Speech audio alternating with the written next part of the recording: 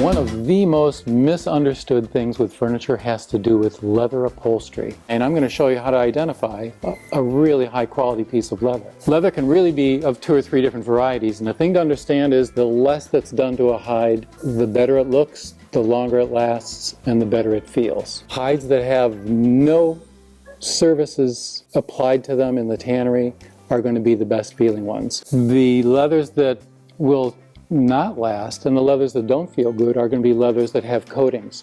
They usually take hides that are not high quality hides and they sand them down in a tannery to the point where maybe 50% of the hide is removed.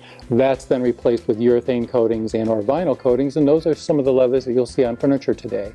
Natural hides or full top grain leather hides are the most desirable ones, and they're the most expensive ones. You can identify them in one of 3 ways. The 3 characteristics to look for to identify an untouched hide are going to be grain variation, subtle wrinkles in the hide, and scarring. And you should be able to find this on every piece of furniture, not only in my store, but wherever you look. It could be your car seats. If you look for those 3 characteristics, you'll identify the hide. That grain variation tends to be very consistent. As you move to the outside of the hide from the center, the grain texture becomes more coarse to the point where it can't really be used in upholstery wrinkly like this.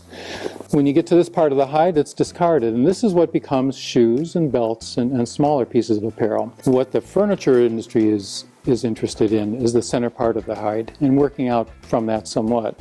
If you see on your piece of furniture grain variation from smooth to a small pebble to a medium pebble, you'll identify a better quality leather. You won't see much of this unless you look to the back of the cushion. The next thing you should look for is wrinkling. They are subtle wrinkles, and sometimes they appear like parallel shadows. There are striations across this cushion that in this particular color happen to stand out really well. Not all colors show this.